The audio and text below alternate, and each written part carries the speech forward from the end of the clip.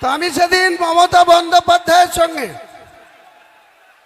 কোনো কিছু চাইনি, মন্ত্রী হতে চাইনি। আমি বলেছিলাম আমি কংগ্রেস দলের বিধায়ক। উনি 2011 সালে উনি কংগ্রেসের সঙ্গে জোট করেছিলেন। উনার দলের প্রার্থী জিতেছিল 182, কংগ্রেস 65টা সিটে লড়ে 42 জন। 42 জনের মধ্যে আমি হুমায়ুন কবির 70 রেজিনগরে ছিলাম। আর এই মুর্শিদাবাদে মমতা ব্যানার্জির দলের একটা মাত্র প্রার্থী জিতেছিল 2011, সাগরদিঘি সুব্রত সাহা, তাও আর মাত্র 48,000 ভোট পেয়ে। কেন 48,000 ভোট পেয়ে জিতলেন? তার এগেইনস্টে 3টে মুসলিম প্রার্থী ছিল। একজন নির্দল না, আসামের আজমল সাহেবের পার্টির প্রার্থী ছিল, একটা সিপিএম ছিল, একটা কংগ্রেস ছিল। সেদিনকে মাত্র 48,000 ভোট পেয়ে এই 22টা বিধানসভার মধ্যে সাগরদিঘি বিধানসভাটা তৃণমূল পেয়েছিল। তাহলে তৃণমূল নামক দলের কি শক্তি ছিল মুর্শিদাবাদ জেলায়, আপনারা একটু ঠান্ডা মাথায় চিন্তা করুন। বাংলার মুখ্যমন্ত্রী হয়েছেন, কিন্তু এই মুর্শিদাবাদে আজকে যিনি বেলডাঙ্গার এমএলএ, আজকে যিনি রেজিনগরের এমএলএ, 2011-তে এদের কোনো এমএলএর কন্টেস্টিং তালিকায় না কংগ্রেসে না তৃণমূলে কোনো পার্টির সঙ্গে কোনো এরা তালিকাভুক্ত ছিল না। বেলডাঙ্গায় কে ছিল? শফিউজ্জামান। রেজিনগরে কে ছিল? হুমায়ুন কবির। রানীনগরে কে ছিল? ফিরোজা বেগম। মুর্শিদাবাদে কে ছিল? শাউনি সিংহ রায়। রঘুনাথগঞ্জে কে ছিল? আকরুজ্জামান। ফারাক্কায় কে ছিল? প্রায়তো মইনুল হক। এইরকম করে আমরা 22টা সিটে লড়ে 14টা জিতেছিলাম। আর যে লেমফোর্ড, যে মার্ক্সবাদী কমিউনিস্ট পার্টির নেতৃত্বে 13 জোটের প্রার্থী 34 বছর সরকার চালিয়েছিল, তাদের মাত্র 7টা সিট জিতেছিল।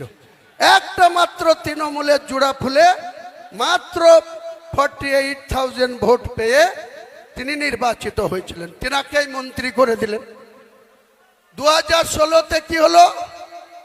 যে হুমায়ুন কবির 2012-তে বিনা শর্তে কোনো কন্ডিশন ছাড়াই নিজের বিধায়ক পদটা তুচ্ছ করে দিয়ে মমতা বন্দ্যোপাধ্যায়ের উপরে আস্থা ভরসা রেখে মুকুল রায় আমাকে ওনার চেম্বারে ঢুকিয়ে দিয়ে বাইরে চলে আসলেন। সাক্ষী শুধু তার গৌতম সান্যাল আর তিনি নিজে। আমি আজকে আবার একবার মমতা ব্যানার্জিকে চ্যালেঞ্জ করছি, আপনার যদি সত্যি কথা বলার মানুষের কাছে সৎ সাহস থাকে, তাহলে আপনার প্রিয় চ্যানেল 18 একদিন আপনি বসুন, বিশ্ববাবু মজুমদার বসবে আর আপনি বসবেন আর আমি বসবো আমি। আপনি বাংলার মানুষকে কতটা মিথ্যাচার করেন সেদিন প্রকাশ পাবে। বাংলার মানুষ দেখবে, ভারতবর্ষের মানুষ দেখবে যে আপনি মানুষকে ইউজ অ্যান্ড থ্রো, কাজের সময় কাজী আর কাজ ফুরালে পাঁচি। কতদিন আপনার এই শক্তি থাকে? মমতা বন্দ্যোপাধ্যায়কে আমি চ্যালেঞ্জ করছি, আপনার সৎ সাহস থাকলে, সততা থাকলে আপনি বিশ্ববাবুকে ডেট দেন, আপনার সময় মতো বের করুন। আমাকে ডাকলেই বিশ্ববাবু মেসেজ দিলেই আমি কলকাতায় চলে যাব, স্টুডিওতে বসবো। আপনার সঙ্গে যদি আমি কোনো গদ্দারি করে থাকি, কোন রকম কোনো অসহযোগিতা করে থাকি, নিশ্চয়ই আপনি বলবেন।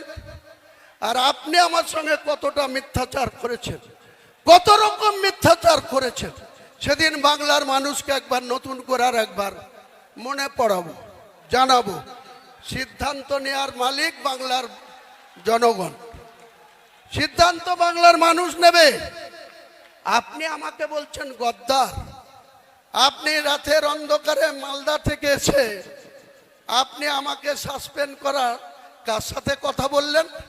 লালগুলার বিধায়ক মোহাম্মদ আলী,